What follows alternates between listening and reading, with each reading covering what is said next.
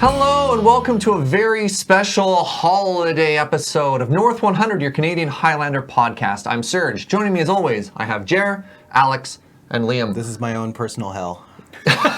You're not digging the I somehow festive got ended up in the emoji sweater, so 90% of other sweaters probably fine. I like the hat. I was wearing that thing. It's festive. Anyways, this podcast is brought to you by you over at patreon.com/LoadingReadyRun. Thank you so much for the support. We literally could not do this without you. Let's start off with the same segment we always start off. It's the best card you're not playing. Up today, I have Liam. Liam, tell me your secret tech. So the card we're talking about today is Panoptic Mirror. Oh boy. This is a combo card. Shock, surprise. Wait, it's not a jank card? This does things? Yeah, this card's sweet. So this card is a 5-mana artifact that has imprint. And the way that it works is that you can pay X and tap it, and then you may remove an instant or sorcery with converted mana cost X from your hand, in your hand from the game. That card is imprinted onto this artifact. Okay. Then the card's Panoptic Mirror reads, at the beginning of your upkeep, you may copy unimprinted instant or sorcery and play the copy without paying its mana cost. So what's kind of sweet about this is that you can imprint multiple things and kind of like toolbox. Yeah, okay. Every turn, cast whatever. I didn't know that. I thought it was one No, card at a no. time. You can imprint a whole bunch. More importantly, if you put a time walk on this, you take infinite turns. Yeah. Which you can respond to the trigger. So you can play it one turn wow. and then the next turn imprint in response to the trigger and cast a time walk and win the game. So So time walk is the obvious thing you do with this. You can also ancestral with this every turn. That's pretty You good. can also ancestral visions. You can you can imprint play to this zero. for Tap 5, it. then tap it, imprint for 0, imprint visions, and start recalling every upkeep. You can restore balance every turn. How have I never heard of this card? Oh, I don't know.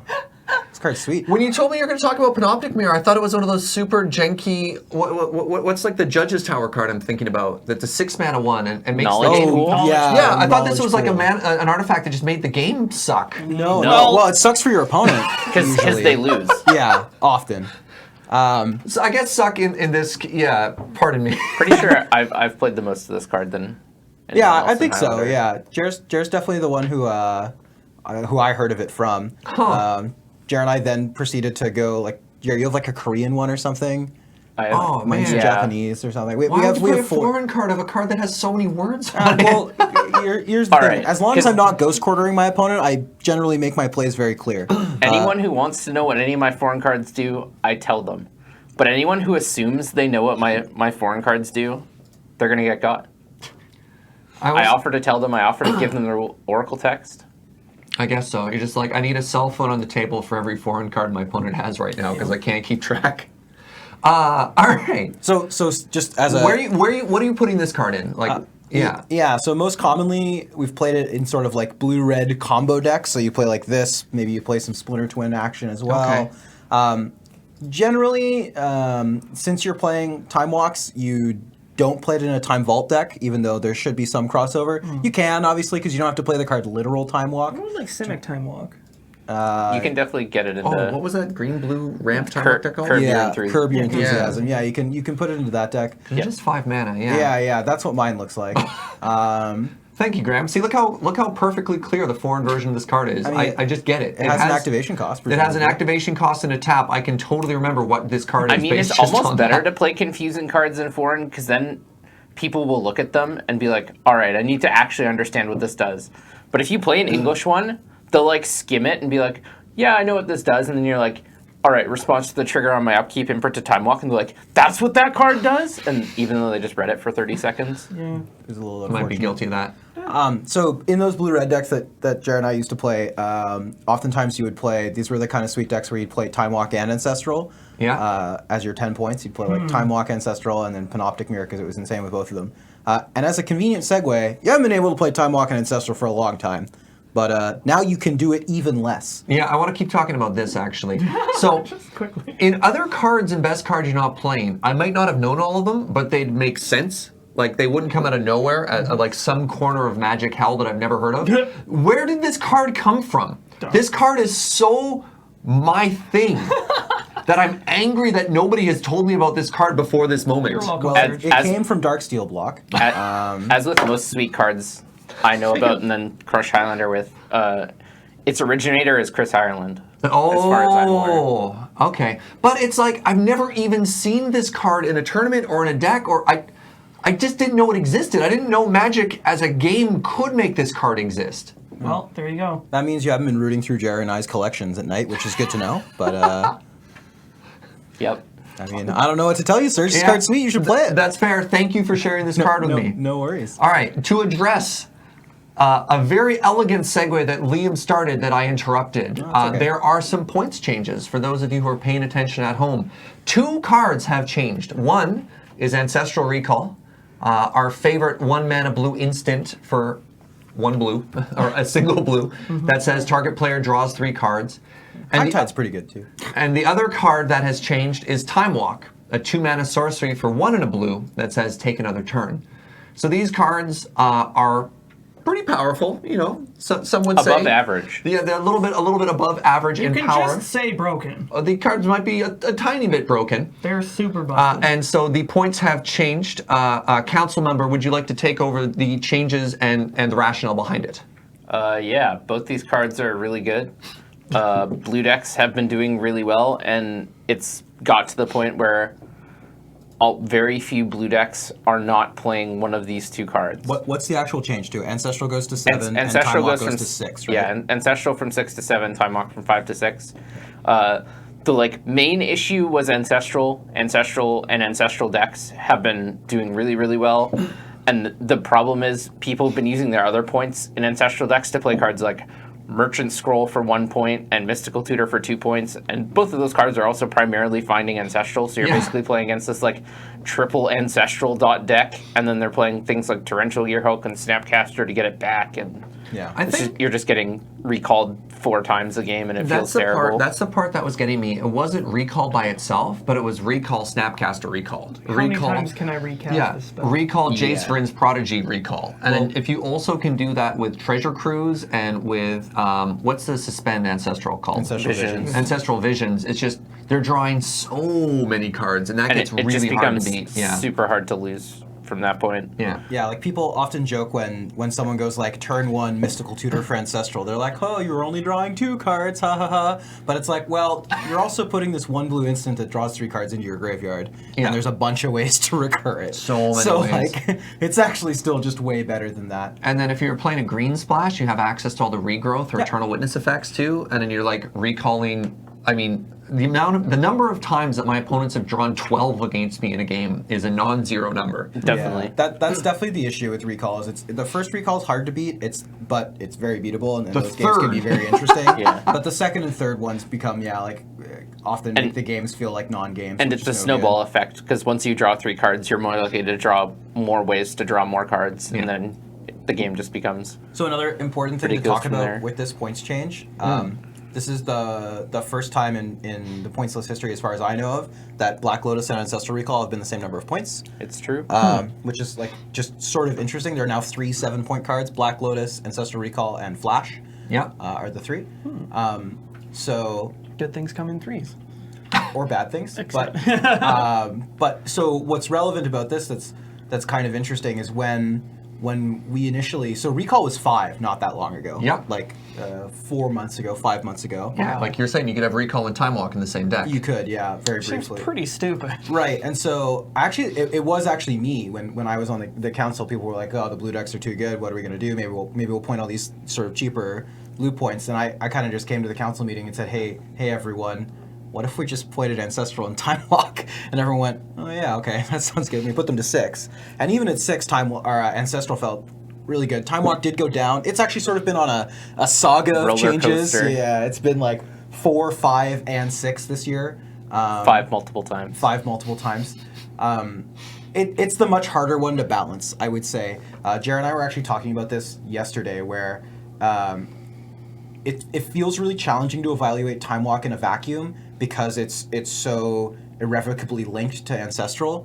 And so in a vacuum, Time Walk might be a 5-point card, but since Ancestral exists, Time Walk probably can't be a 5-point card. And the reason for that is that since if Ancestral was 7 and Time Walk was 5, no one would play Ancestral and everyone would play Time Walk. But when you put them at 6, you have equal incentive to play both of them. When you put Time Walk at 6, sorry. Sure. It's really. I mean, this is an issue we've It's not necessarily equal, but it's a lot closer. It's a lot closer. And yeah. that's what I was getting at. When the main issue we decided was that Ancestral, we like all knew Ancestral needed to go up.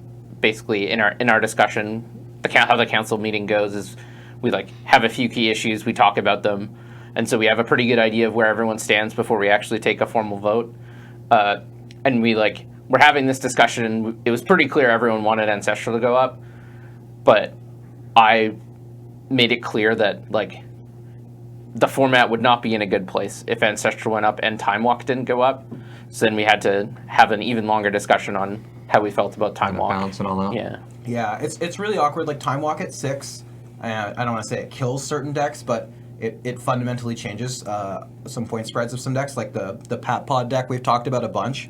That is a Time Walk, Birthing Pod, Survival of the Fittest deck. And when Time Walk was 6 the last time, Pat stopped playing that deck. And whether or not that was like correct or The not. whole deck? Yeah, you just Is couldn't Time Walk anymore. just the one copy of Time Walk? Is that important in that deck? It's the best card in that deck, not especially close. Yeah, I mean, Time Walk's obviously nuts. I just didn't think it always... I mean, I guess with a combo deck, if you get that one extra turn of setup, you're just And nuts. it's also, the Pat Pod deck makes so much extra mana that it gets to leverage the Time Walk really effectively. Okay. It makes Bring to Light this like insane split card of like find Kiki Jiki, cast Time Walk.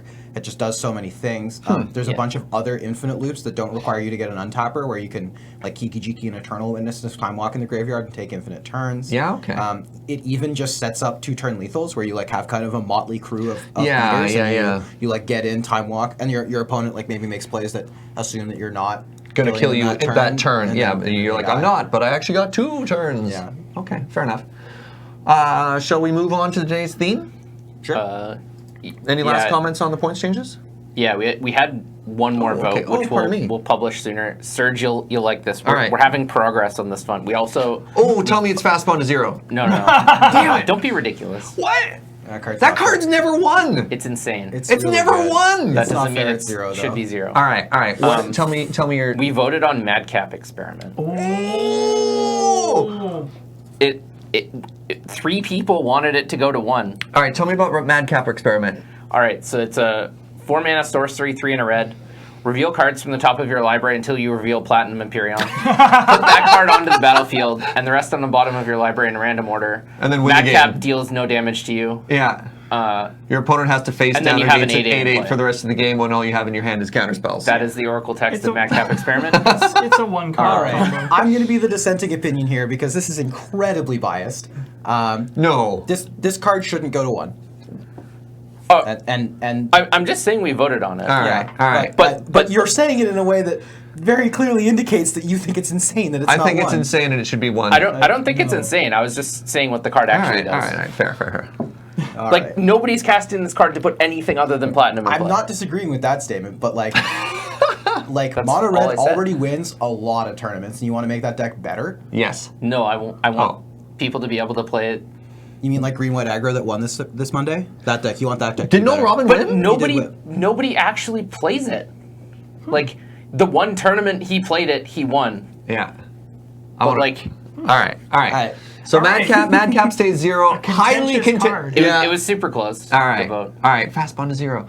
Today's theme. Hard pass. Our 15-minute introduction. Today, we want to talk about why we love Highlander, despite Again. the fact that we'll argue about pointed cards and our bias, and we obviously have strong feelings about this format. At the Yeah. end of the day, we all love it, and so we'd like to welcome you to a very special holiday episode of North 100, Canlander and Chill. And I mean, this is going to be especially nice because we're not allowed to swear. Well, we're allowed to swear. We don't swear, which means that Jared and I won't actually argue that much because I'm incapable of Arguing without communicating profanity? Without So- profanity. so My am I. language is really just degraded to an all-time low. Man, if we really want to get into it, one day we should have like a Liam and Jer argue about stuff Oh, episode. No, we shouldn't. So Alex, like 2 turns into Canlander and Chill, she looks at you like Emrakul. She's like, ah. I was saying that like 2 turns into Canlander Chill, and she gives you the storm hunch. Just like flip. Just flip, flip. Crack LED response, like whole priority. Yeah. You're just like, uh-oh. Turn 0 into Canlander and Chill. You're like, I have effects before the game starts. Leyline of Sanctity, Leyline of the Void. Oh, I was thinking you were like gemstone caverning someone. I haven't done that in a long time. I haven't done that in a really long time. You know what I've been wanting to do recently? What's I've that? been wanting to channel people. Yeah. I just want to play red-green ramp with channel. The old Lotus channel deck. That deck is sweet. The last time somebody played that against me, I was on lands and I was trying to do scape shift combo without playing red. So I had. Wait, what? The classic. Prismatic Omen. Yeah, I had Prismatic Omen. So Prismatic Omen's a 2-mana Do you still enchantment. play Valakut? Oh yeah, of course. you have to play Yeah, Valakut. you have to play Valakut. That's why you're playing Scape Shift. I just thought there was a different combo. So Prismatic Omen is a 2-mana green enchantment for 1 and a green, and says all of your lands are all basic land types. So they all count as mountains, including your Valakut counts yeah. itself. Okay. So I was feeling really clever on myself. I had a fastball, I had a Prismatic Omen in play, and my opponent goes channel, and then what's that stupid artifact creature? It's like a 7/10, Oh, and it comes into yeah, play, yeah. and it destroys one of each land type. Sundering Sundering Titan. Titan. Yeah, my Titan, opponent sure. goes channel into Sundering Titan while I have Prismatic Omen into play and blows out my entire board, and then had a way to sack it to like just 10-for-1s me.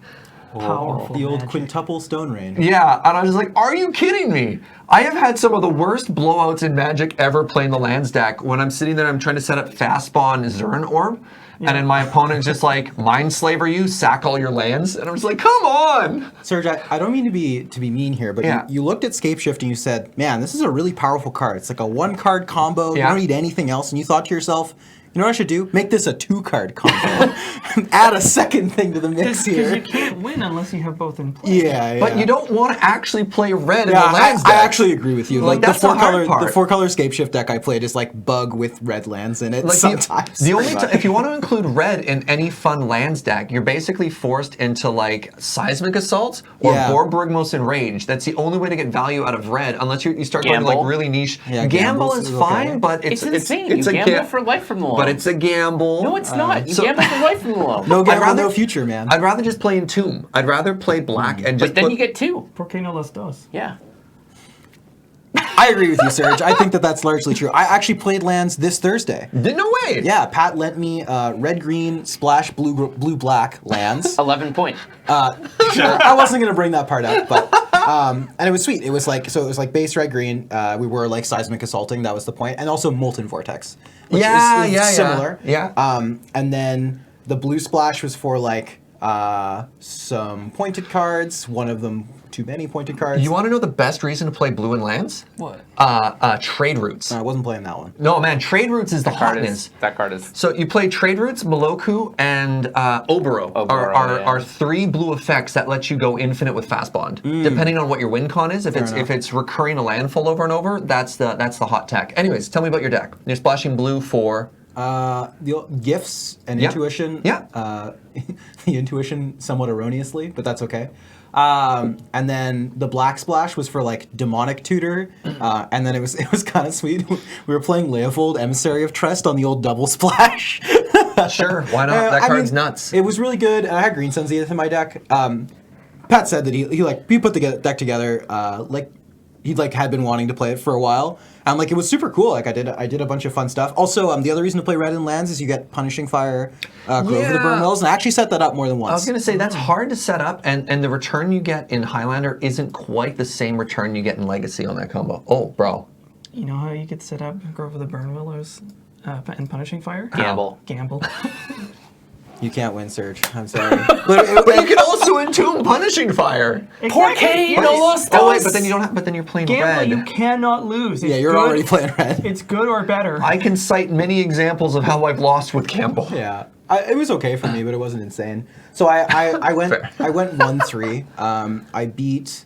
Actually, this was bad. I beat someone who shall remain unnamed because this story is not the greatest on Bug, where, as I said at the beginning, I ghost quartered my opponent, and my opponent went, yep. And in the rules, I'm actually obliged to inform my opponent that they can search for a basic, Yep. and I didn't. New rule change. It's a new rule change. relatively. It's also, I think, kind of a weird rule change, but fine, I'm obligated.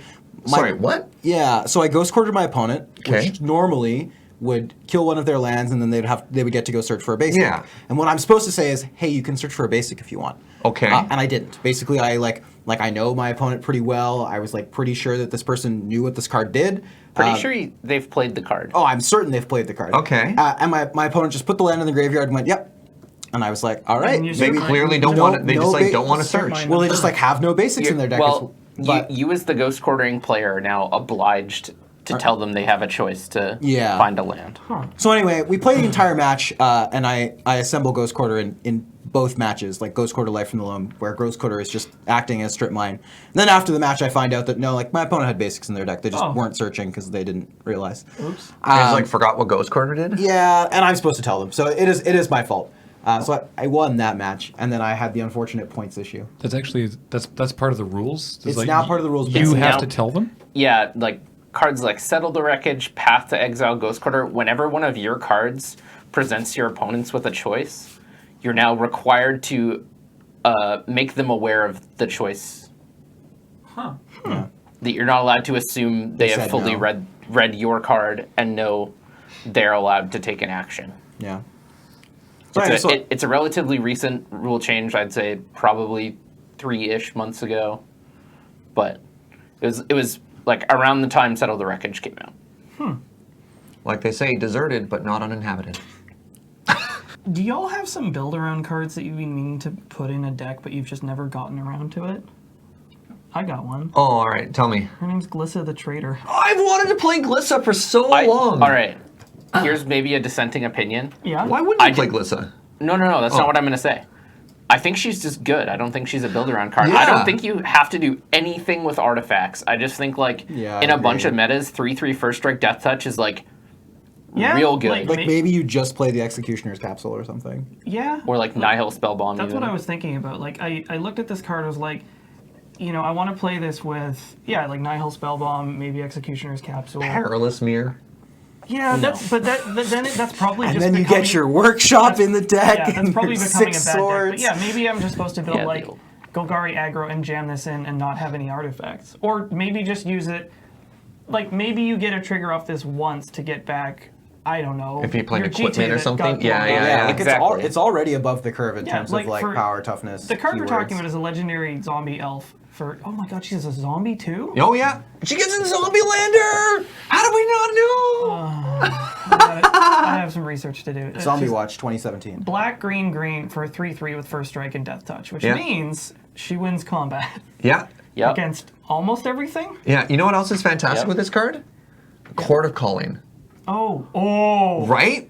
They attack into you, and you're like, surprise, kill whatever you attack me There with. is another block of text Oh, right. Sorry. on this card. Sorry. Yeah. It's Don't leave me. whenever a creature an opponent controls is put into a graveyard.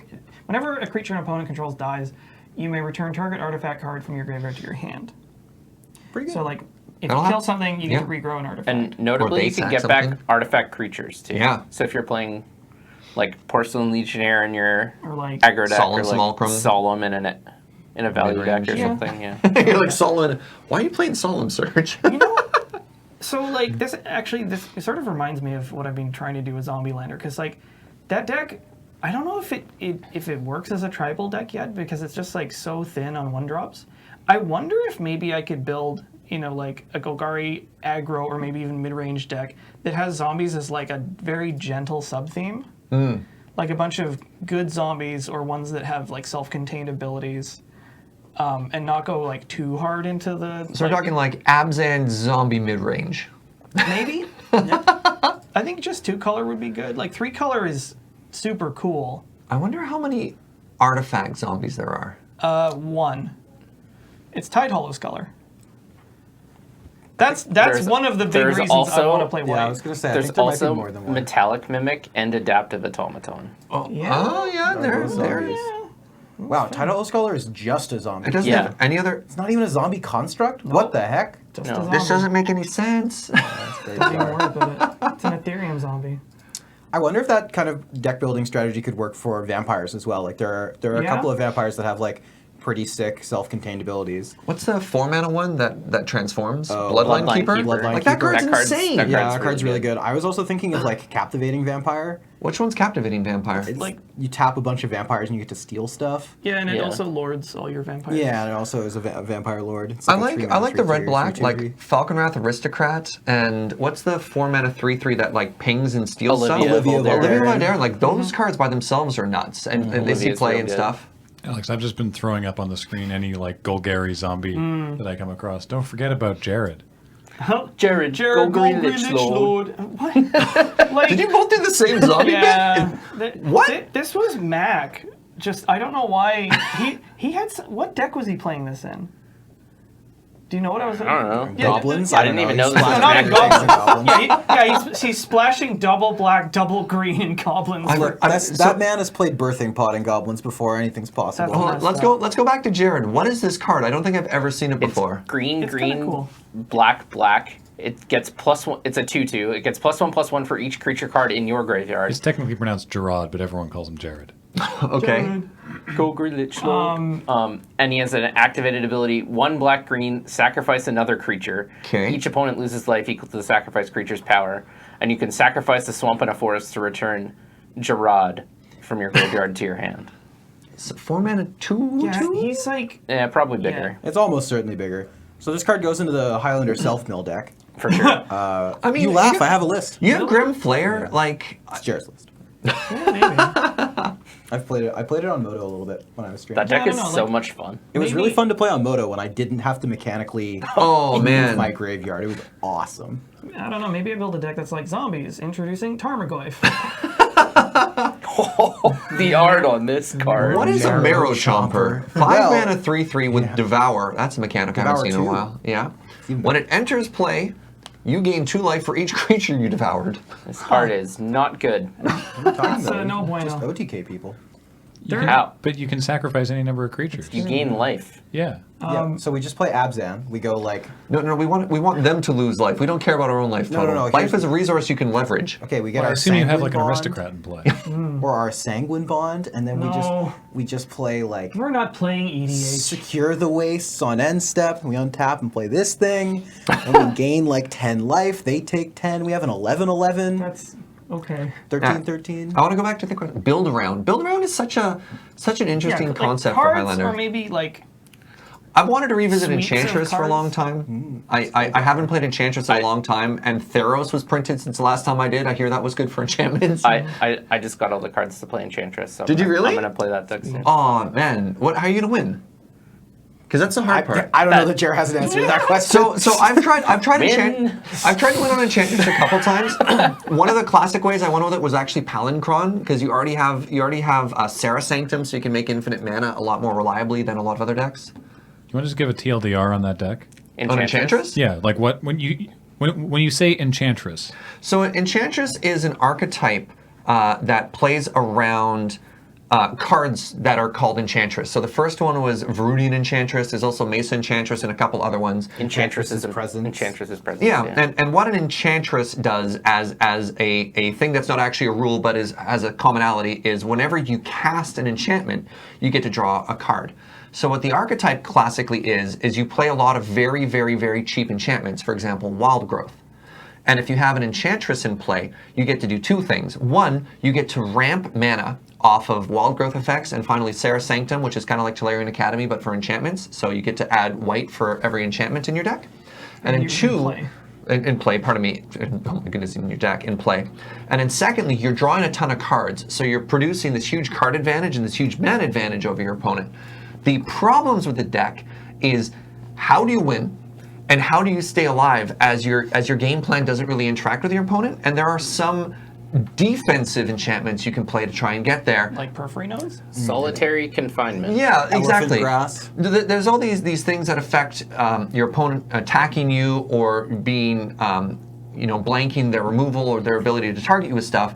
But it's still, your game plan is don't lose, then somehow turn around and win, as opposed to a lot of linear strategies, which are just like kill my opponent as quickly like as possible. Draw cards, don't lose? Question mark. Yeah. Win? It's like Maybe? the classic pillow fort deck. You're just like trying to put all these things in the way of your opponent while you're powerfully doing nothing, and then eventually, you do yeah, the most powerful nothing. You're bound to get them somehow. So in Legacy, this deck typically wins with Word of War? Did I get that right? Not anymore. Not It anymore? hasn't won with Words of War. So Words of War was an Years. old red mana enchantment. I believe. don't know this card. So it's real old. It's a 3-mana enchantment for 2 and a red that says pay 1. The next time you would draw a card this turn, instead deal 2 damage to target creature or player. So as your Enchantress engine is going on and you've got all this mana, you've got like 5 draw triggers and 80 mana, and so you just dome them for 10. But This is very hard to replicate in Highlander because there's only one, and you typically don't want to play red in Enchantress because it doesn't really give you all that much other than dilute your mana base. Graham? For Words of War, am I correct in that you sort of, in your upkeep or whatever, you activate this 10 times, and then you go to draw, and they all trigger on that draw? It can only apply one replacement effect to one instance. Yeah. Okay. So you can't like double trigger. So you're like, I have a draw incoming right now. I activate it. I turn that draw into 2 damage. And then so the way it works with Enchantress is if you have multiple Enchantresses in play, and you play one enchantment, you might have 4 draw triggers, and then so you'll have 4 chances to pay 1 generic mana to replace each of those independently, and then resolve those all independently. And because of Sarah Sanctum, generic mana is really easy to come by in this deck. Yeah. So how are you planning to win with Enchantress? Because that's what's kept me off it for a long time. Is I didn't like how it won. I'm planning to play like Opalescence and the new 5-mana one. The name Starfield of Nyx. Yeah, Starfield That's so of Nyx. risky. I always worried about playing Opalescence and just getting Wrath of God and then crying. You just wait till you're gonna win with it. Yeah, I guess that's fair. You only cast it the turn it's lethal. Yeah, but mostly I'm just planning. Like I'm gonna have Emrakul in my deck. Yeah. So what does Opalescence do, just as a reminder? 2 white. Each other global enchantment, so non-aura enchantment, is a creature with power and toughness, each equal to its converted mana cost. It's still an enchantment. Yeah. So if you have 20 power or 20 CMC worth of enchantments on the battlefield and you slam this, you get to swing for lethal. Legacy All-Star in the ever popular Leylines deck. Oh yeah, that deck is sick. I love, like, John Avon, typically known for his landscapes, has the art on this card where one of your enchantments is turning into some dude in slacks. This guy's just wearing like khakis and a polo shirt. Guys. My wild growth is now a man. And No, that's an aura. Yeah. Oh yeah, no deal. All right, well something else. But it non-bows with My moat. solemnity.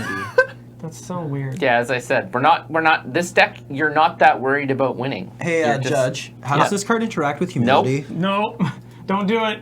Don't. Quick, No, Graham, you're gonna change give it. Surge a headache. Next card. No. So, and then- I'm really curious. I want to know. And then sometimes No, you you don't. just got the good old Emrakul in your deck. Sometimes you just pay 15 mana and win. All right, since they don't want to answer the hard questions, I'll talk about something else. I think you should put red in your Enchantress decks. Why? Because you play Enduring Ideal instead of anything else, and then you Enduring Ideal into Form of the Dragon after you've locked the game up, and you kill people. Whoa. So, all right. So the one thing about the Enchantress decks is one of the more important aspects is that you're often basically locking the game up before you win. Yeah. So you're playing something like Solitary Confinement, which is a 3-mana enchantment, which reads like Do nothing. Well, yeah, but there's an important. It's the most important card in the deck. Yeah. And the important part about Solitary Confinement is that you have to discard a card every upkeep. Yeah. And you in order skip to your keep draw it. step. And you skip your draw step. So you need to assemble some sort of draw engine in order Yeah. to keep it. Or you need to skip your upkeep, whatever you want to do. Yeah, so, I did catch you up. You want to just read the Sure, whole yeah. card? So at the beginning of your upkeep, sacrifice Solitary Confinement unless you discard a card from your hand. It costs 2 and a white, by the way. Skip your draw step. You can't be the target of spells or abilities and prevent all damage that would be dealt to you. So you basically can't die. You can't lose. Yeah. You can lose, you just can't die. You can't die, yeah. So what you need That's to fair. do, though, is you need to set up some kind of system where you're drawing a card in your upkeep. There's lots of ways to do this. I was playing the blue Hondon. You don't need to draw a card in your upkeep as long as you can Or- reliably sure, have a but- card in hand to discard the first but time you- and have a draw engine. Yeah, you need to have a draw engine and a way to protect this. So in the Enduring Ideal deck, you actually only need to cast like 2 or 3 Enduring Ideals to win the game. The first one, so Enduring Ideal is like a 7-mana white sorcery With Epic. With Epic, yeah. So that classic epic mechanic. So it says it's 7. So search your library for an enchantment card and put it into play, then shuffle your library, Epic. For the rest of the game, you can't play spells. At the beginning of each upkeep, copy the spell, except for its Epic ability. So basically, you play Enduring Ideal, and then for the rest of the game, in your upkeep, you get an enchantment and you put it into and play. I guess if you got Solitary Confinement and enough cards, you don't really have to worry. Yeah, so there's like a bunch of ways you can do it. You can start. Usually, you start with getting either the Solitary Confinement if you have a couple cards in hand, Sure. or something else. So you get the Solitary Confinement, then you get something to protect the Solitary Confinement, then you get something to make sure you draw cards. Then you've got to win the game. And That ever important step. right, so there's a couple ways you can do this. In my Naya version, I was playing both Form of the Dragon. I was also playing Helix Pinnacle, I'm sorry. What is a Helix Pinnacle? Helix Pinnacle is a single green mana for an enchantment that reads Shroud. Put X tower counters on Helix Pinnacle at the beginning of your upkeep. If there are 5 or more, or if there are 100 or more tower counters on Helix Pinnacle, you win the game. The cost, by the way, was X. It was for the cost of X. Put X counters on it. Yeah. There's no. So you have to dump 100 mana into it. Yeah. So the reason you might go for this instead of Form of the Dragon is like, I don't know, they might have Shroud or something. If they have Leyline. Yeah. Well, like there's just like you don't want Form of the Dragon to be your only win condition because you can lose. So I hear you want a mana sink. Yeah. Boy, do I have a thing for you. So I 3-1'd with this deck like 2.5 years ago. I was actually playing to get into Helix. Yeah. So I was playing to get into the finals, and here's what happened to me. We'll do a little. Sure. This is a not powerful Magic story. So I'm playing against a blue-red opponent, and I'm doing pretty well. I'm not dead, which is pretty important. But counterspells are pretty hard to play around with the old 7-mana sorcery. So eventually you just have to like do it, right? You kind of like put the Nike hat on forward as opposed to backwards like I usually do.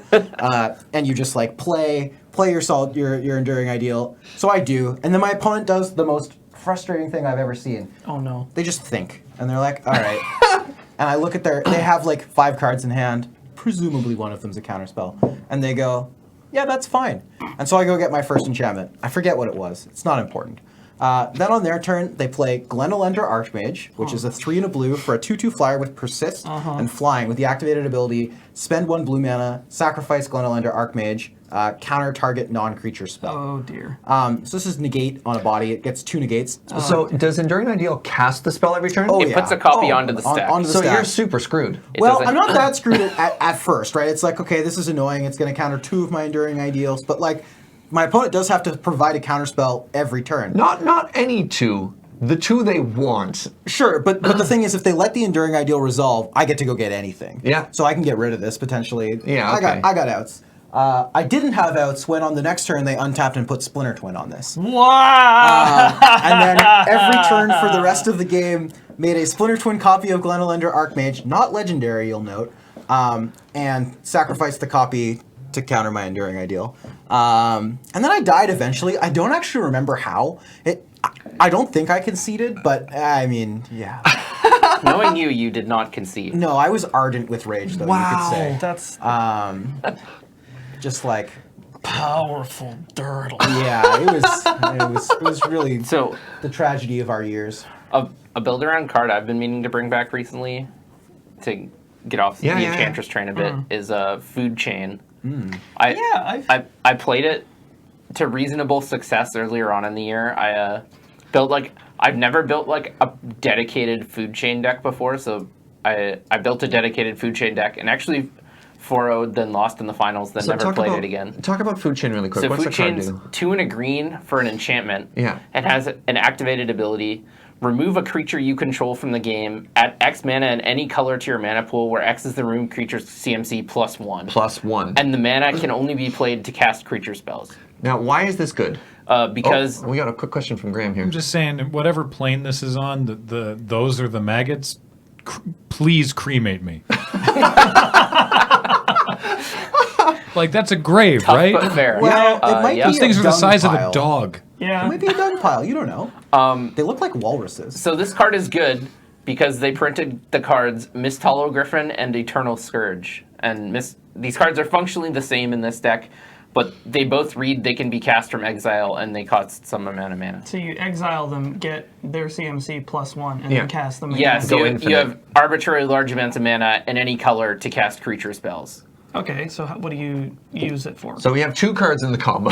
So you have infinite creature mana in any color. The best way to win is with Walking Ballista. You just cast Right. a ginormous Walking Ballista and then Shoot you them know a bunch of times. it's the creature fireball du jour. I love thinking of Walking Ballista's Fireball. That's so spicy. I also played Soul of the Harvest. You're going to have to tell me what that is. It's 4 green.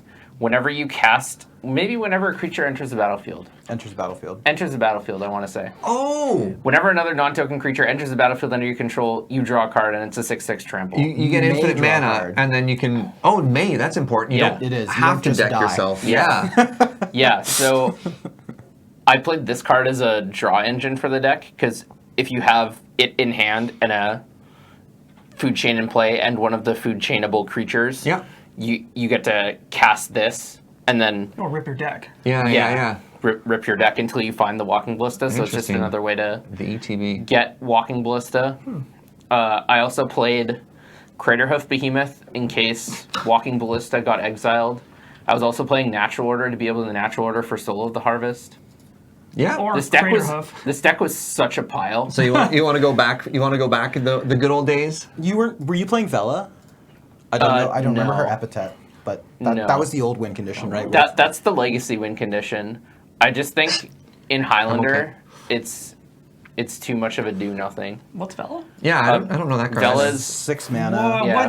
What? Sorry. Green, intimidate. Other creatures you control have intimidate, and whenever she or another creature you control leaves the battlefield, each opponent loses 1 life. So Yeah, this that gets makes around sense. like targeting things. Yeah. That's sort of like a really expensive aristocrat. It's so expensive. It I is. would never play this card. Well, but so here's the important thing. It says leave as opposed to dies. Yeah. So that's why it works here, because you're exiling your okay. creatures. And it rather says than each sacrificing opponent them. loses 1 life, so it gets around like your Targeting, opponent having a damage, ley line, shroud. your opponent having So- like removal. Got it. Okay, so that little caveat that it has is relevant. Yeah, Yeah. The reason why it's hard to play in Highlander, though, is because it's a 6-drop that's not very good. It's like only a combo card, whereas like the Walking Ballista that Jared was talking about, like fair Walking Ballista is just like great in some matchups. Like if you just Exactly. because Jared was playing Mana Dorks and stuff in this strategy, so if you just go like turn 3, play a Walking Ballista for 2, kill both your Mana Dorks, your opponent often just dies. Well, and the funny thing is, the way I built this deck is I can't remember what I was doing on the day, but I had to go into work early,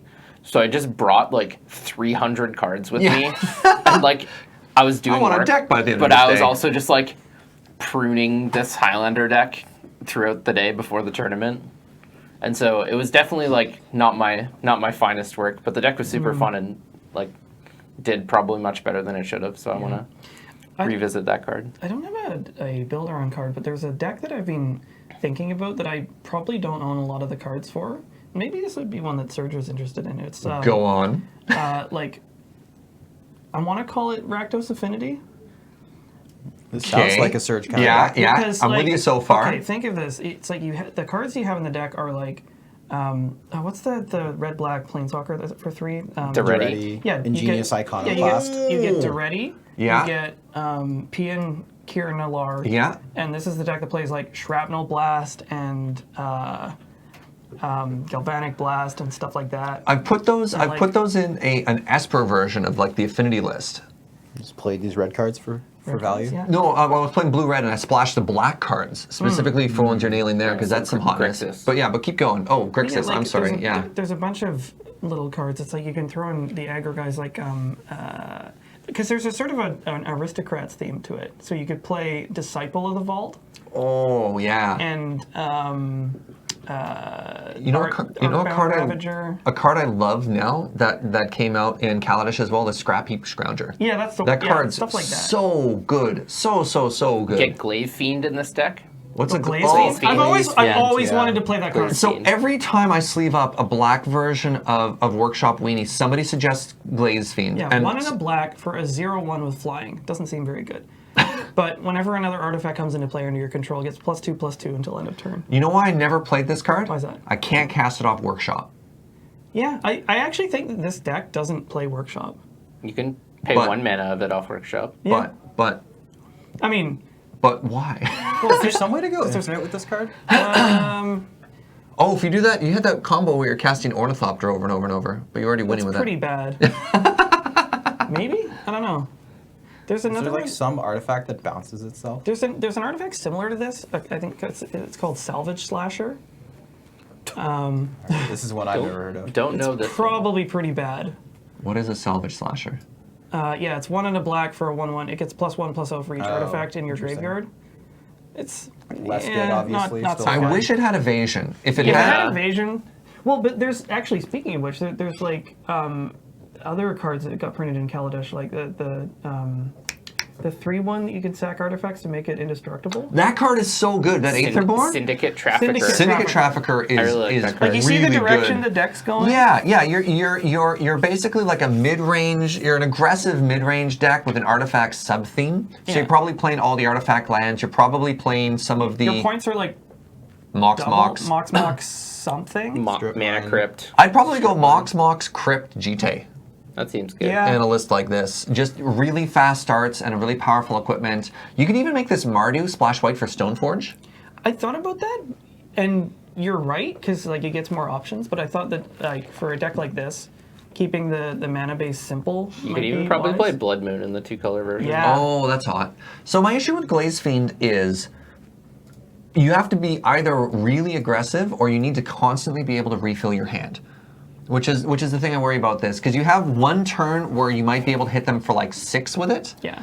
But I find this card is actually counterintuitive to what you want to do. So say you have a very powerful Mox hand to start the game. Yeah. Like, you don't want to...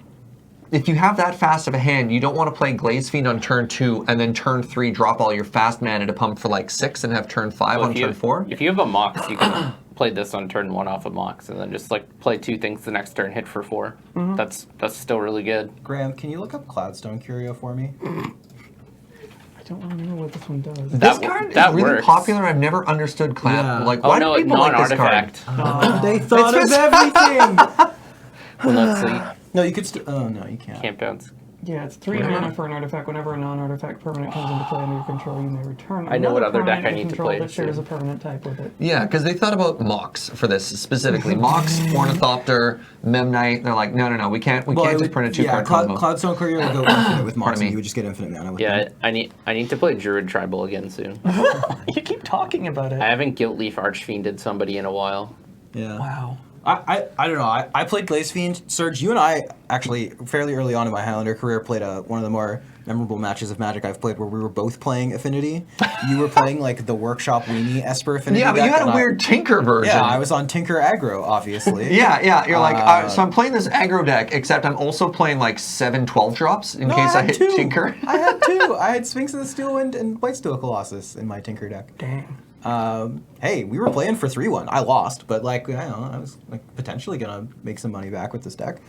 I didn't. The good old days. Yeah. Well, it was funny because we both ordered cards at the same time, and so you were like, yeah, I need these cards or whatever, and I was like, interesting, those cards, eh? And it was like a bunch of like Metalcraft stuff. Yeah, And, like, yeah. You were like, Well, I remember doing that shopping trip and being like, how much is a foil Memnite? You're like, like how much is a... Yeah, and it's like, I don't really want to pay $10 for that. How much is a foil Thoughtcast? You're like, like, damn, modern players. I'm like, how much is a Dispatch, foil though. Mortipod? 50 cents? Hook me up. Yeah, foil dispatch. Yeah. Is that card good? I keep thinking about putting it in Aristocrats, but the activation seems kind of expensive.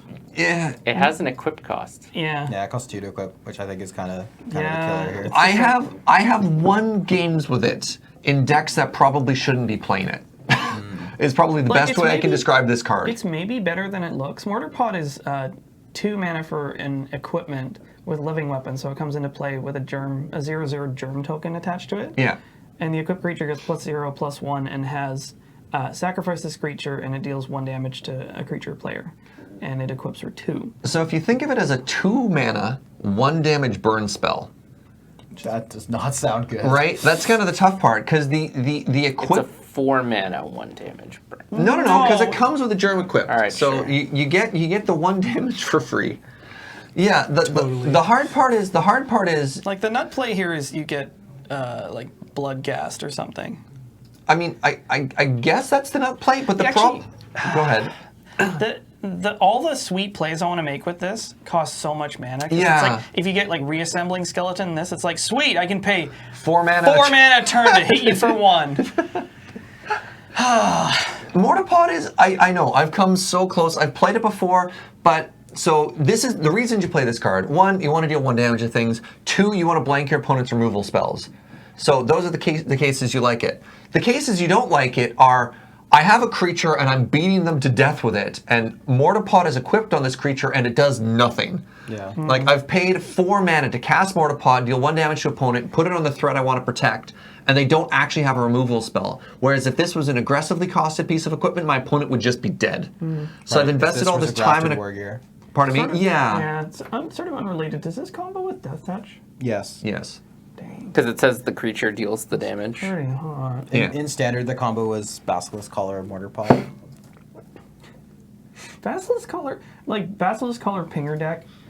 Pat played it. Did he? Yeah. Really? Yeah. I almost played Was Basilisk it Collar. bad? Yeah. That sounds about right. So think you might have Basilisk Collar streamlined. is a 1-mana equipment. It equips for 2. An equipped creature gets Death Touch and Lifelink. So I thought about playing this in Workshop Weenie, but it didn't do enough. Like, I was like, do I play Yeah. this or Bone Splitter? And I was like, Bone Splitter wins Like every this time. card isn't. I've heard that this card is insane in EDH because you just put it on something that like ping stuff and you're just like Put it on pew, pew, pew. Nib Mizzet. Yeah, Nib Mizzet, and then your friends leave you. And I mean, like this would obviously be completely insane on something like Walking Ballista. Ballista, or I was thinking Goblin Sharpshooter. Yeah, it just like kills everything. Ooh, But that's like we're talking about build-arounds that's again. kind of like Magical Christmas Land. Yeah, I actually think this card might be underplayed though. I agree. It's like the lifelink is really good against red in particular, and then the death touch means that it's like not actually dead in like the mid-range matchups as well. yeah. What deck wants to play this though? I don't know. That's the complicated part. That's I think a you hard could thing. play it in Aristocrats. You could play it in Aristocrats maybe. Yeah. You could play it in some of the other aggressive decks shells, like especially the ones Could with play it white. in tokens. So the hardest part I have with this card is in a vacuum, it's really solid. It does things you care about. But anytime you think about putting it into a deck, it gets really hard. It's very easy to cut. I don't know. I 'Cause- disagree. I think in a vacuum, this card does nothing. But Yeah, It's like it's not maybe some. it's sort not of like killing your opponent any faster. that's what It's I'm saying. gaining- You wouldn't put it in an aggro deck because it's not increasing the clock. Okay, It's- Serge. You know. What deck wants to play this Stoneforge and Goblin Sharpshooter? Like you just made a deck. Did I? Well, Yeah, you just play, made like, Goblin Mardu- Shooter.deck. You Yeah. just make like Mardu Aristocrats or something, and then you put this card in. But Yeah, like. I love that we're all just staring here in silence, looking at a Basilisk Collar, does being this, like, does this actually do something in our what, format? what do I do? yeah, I mean, I don't know. I'm not sure. I agree with Jeremy. I think that in a vacuum, it seems like it ought to be good, but I think that in practice, it's like hard to get into the deck. It could be good in like a big creature mid-range deck. Like Yeah. that's where it sees play in Modern. Is it sees play in Eldrazi Trons. Yeah, when you're swinging for 12 because it's on a 6/6, maybe right? it's good in like a green like mana dork mid range deck where you get like value out of the lifelink by That's putting what I it was on large thinking. creatures, and then value out of the death touch by putting it onto 1/1s. Yeah, But I'm Mana playing Dark Slayer in the game. Celestia midrange right now, and like I'd rather play Sword of Red and White. War and Peace. Like but is you could cheaper, play it though. in a non-Stoneforge deck. Like you could play it in like green-black creature-based mid-range or like green-red. It's a little awkward because the white decks are already pretty good at gaining life. Like mono white is mono red's worst matchup, so it's for not sure. as though those like Stoneforge decks need help No. in those matchups. So like this is a card that you would be more inclined to get into a deck that like isn't having that problem. Actually, maybe this is a great card for that mono red Death and Taxes deck I was playing. I was almost going to suggest that. Like, I actually think this might be a good card in Big Red, actually. Yeah, that Just like- sounds good too. Put it on an Inferno Titan. Slap it on. Holy moly! Cool, because you're playing Inferno before Titan. blockers, you get the attack trigger. You're playing Inferno Titan. You're playing Ballista. You could even put You in. could even You play- could put Goblin Sharpshooter. You could bring back Cunning Spark Mage, or even like Grim Lavamancer. Yeah, I mean, there's a bunch of options. Big Red sounds like a good shell, actually. Now that we've talked about That's kind of hot. I'm so sad. YJ had a copy of what is it, Gauntlet of Might? Yep. Before that card was like $10 trillion. Is that the 5-drop that lords No, all it's your red creatures? 4. 4 mana, all your mountains Gauntlet tap of for Power is 5 mana, and it does it for any color, but Gauntlet of Might only does it for red, but it's only 4 mana. double. They had a How copy much of it. does it cost now? Oh, I saw it at YJ for like $120, and I was Yeah. like, maybe I should get that. I'll come back tomorrow, and it was just gone. And now it's probably like, it's one of those Legends cards. It's probably like $800 for no good reason. Oh, that would be so not good in Matthew Legends. Greer's deck. It's not Legends? but it is reserved. Is it unlimited It's or whatever? unlimited, yeah. Yeah. Even worse. I have one. Let's come to some conclusions on Highlander in our episode of Much Ado ramble About about Nothing. Highlander, My yeah. conclusion is that we can talk about this stuff for hours. Yeah, my conclusion is I wrote it down. Boy, geez, Highlander is fun. I made the point to Boy, write that out. golly. Yeah. I'm getting a very By polite applause gum. from Graham off camera here. The real secret Oh, of the boy, holidays geez. was that the love of Highlander was in us all along. Sorry, Graham. what were you gonna say? It's fine. Anybody else wanna add anything before we move to powerful magic. No, not really. All right. Well, in today's special segment of Powerful Magic, Jared's up. Jared, tell me your magical wizard story. Yeah, so this happened not to me, but to a team member during Team Unified Highlander. Sorry. Okay. The first What 8 team. What pray tell is Team Unified Highlander? Well, and why if is you've Liam heard Marty of- Cronin? It's not this. It's Oh, not the. it's not the first Stefan 8 Bard team story. one. All right. It is a Stefan Bard story, just a different. But it's not the one where like against us he gets a game loss. losses himself and then turn 2's Josh Lane's twice in a row. two games in Yeah. a row. No, not that Poor one. fella. That was really fun. So it's the first 8 team ones. We were in YJ, and Team Unified Highlander is where you have a team of 3 people. You play 3 simultaneous matches against another team of 3 people, and whichever team wins 2 of the 3 matches wins the team match. And so what makes it unified is that there can't be more than 1 copy of a card across all 3 decks. Yeah. So each deck only gets 1 Snapcaster Mage. Each deck only gets 1 Scalding Tarn. Yeah, the thing is the mana base Duels. is the really restrictive part. Which deck gets fetch lands? Because all decks want fetch lands, especially in a 100-card singleton, even just to thin your deck or to color Yes. fix. So my team played the classic 3-deck spread of Lotus Big Red, Grixis High Tide, and 5 color lands. Wow. 5 color lands is like the meta in this? No. Oh, I was No, being their facetious. deck spread was bad. Oh. That's not the No, meta. it was sick. The meta is like you play 2 1-color decks and a third deck that's Yeah, just a you regular probably have like deck. RDW, maybe 3 color control and or Academy, and then like Seinfeld. I don't know. White Weenie? No, like Huff. White Weenie. Huff's the best deck in this format actually. I Probably. think. You play Interesting. You play a Huff mono red and or like mono then white, like your choice. Yeah. And then you play like a third deck, and it can literally be anything. Huh. Yeah. All right. And so my story comes from the 5 color lands player, Stefan Bard. He was playing against his 3rd Hoof matchup of the day. He was 1-1 so far. And it was in game 3, it was a really tight match. The rest of us were done because he's the slowest player in the room playing 5 color lands. And so everyone else in the room was just watching this match, and he peels his hand, and me and Trenton just like start laughing our Faces. laughing our faces off because he has Fast Bond, Intuition, Crucible, and Life from the Loam already in hand, and then has 3 wow. lands. He That has an 8-card hand. No, Oh, sorry. Yeah, that's 3. that's so he's on the play. So he goes, turn 1 Fast Bond, play 2 more lands, loam back the 2 fetches. I can't remember if he played them, but then the next turn he intuitions for Tabernacle, Strip Mine, and something else, and then the Oh Hoof opponent my just God. concedes because he has turn 2 set up Strip Lock and has Tabernacle in play. Oh my And goodness. Serge, this is why Fast Pawn can't be 0 points. And the so problem in that hand wasn't Fast Bond. The problem in the It hand absolutely was was. the other 6 cards. No, it was absolutely Fast Pawn. But the problem is the lands deck has like 18 cards that combo with Fast Bond. The problem? That's the only reason you play Fast Bond. what does Fastbone do? Serge? So Fast Bond is perfectly fair and balanced magic card. probably my 3rd favorite card in Magic. What's your first favorite? A Hedron Crab. Second. Right, I knew that actually. Yeah. What's your second favorite? I can't actually remember the name of my 2nd favorite card. It's the 1-mana green tree. It's a 0/3 Oh, Jaddy Offshoot? Jaddy Offshoot. Notably, both of those cards combo with Fast Bond. Anyways, Fast Bond is a 1 green mana enchantment that says you may play any number of lands on your turn. On each of your turns. On each of your turns. Whatever. Whenever you play a land, if it wasn't the first land you played this turn, Fast Bond deals 1 damage to you. I love this card. It's so fun. This is a build around. Yeah, but it's a build around that actually works.